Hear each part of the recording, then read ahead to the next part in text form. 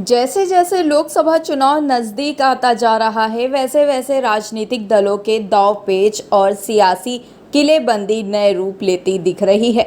आपको बता दें कि 23 जून को जहां पटना में विपक्षी दलों का महाजुटान होने जा रहा है, वहीं केंद्र की सत्ताधारी बीजेपी अंदर खाने कई पुराने सहयोगियों को साधने में जुटी है। इसी कवायद के जरिए वह विपक्षी एकजुटता को फुस करने की रणनीति पर आगे बढ़ रही है। वहीं चुनावी जानकारों का मानना है कि विपक्षी दलों की एकता 2024 के आम चुनावों में बीजेपी को नुकसान पहुंचा सकती है। इसलिए बीजेपी ने भी अपने पुराने साथियों पर फिर से डोरे डालने शुरू कर दिए हैं।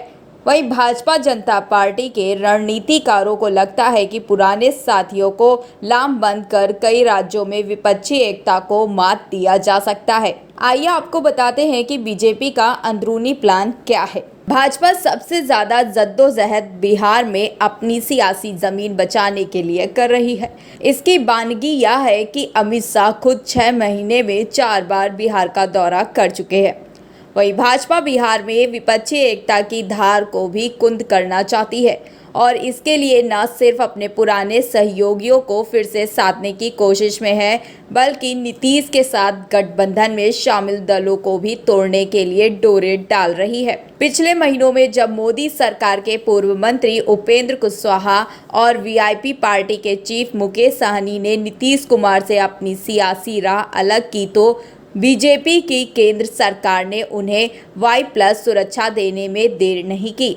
हाई प्रोफाइल सुरक्षा देने के बहाने बीजेपी ने उन्हें अपने पाले में करने की कोशिश की। अब वो जीतन राम मांझी पर भी डोरे डाल रही है। मांझी के बेटे संतोष मांझी ने एक दिन पहले ही नीतीश मंत्रिमंडल से इस्तीफा दिया है। इसके अलावा भाजपा चिराग पासवान को भी अपने पाले में करने की कोशिश में लगी हुई है। गौर करने वाली बात तो ये है कि ये सभी नेता पहले भी घटक दल के रूप में एनडीए में रह चुके हैं।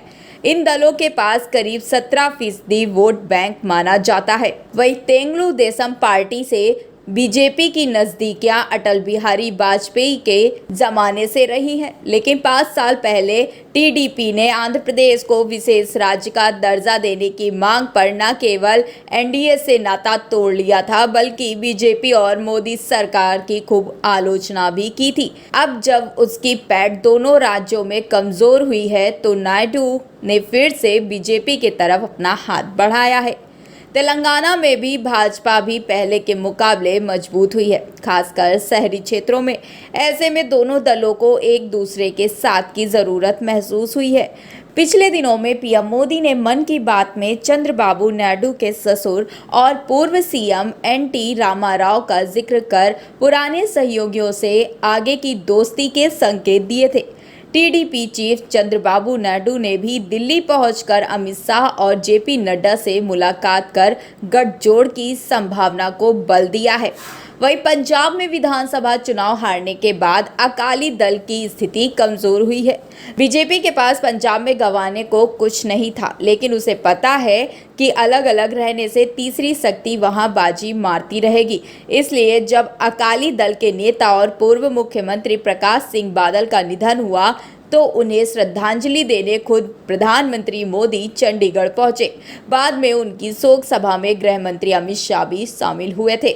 दुख की घड़ी में बीजेपी के 2 दिग्गज नेताओं की मौजूदगी ने बीजेपी अकाली दल के रिश्ते पर जमे बर्फ को पिघला दिया। दोनों दलों के बीच रिश्ते में खटास किसान आंदोलन की वजह से आई थी।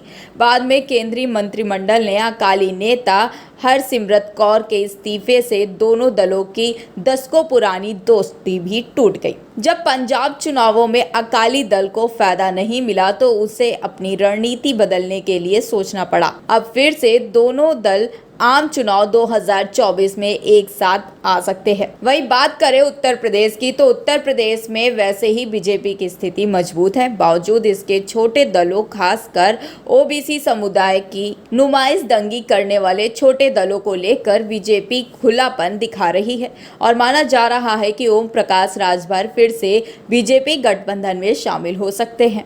ब्यूरो रिपोर्ट, स्वदेश 24।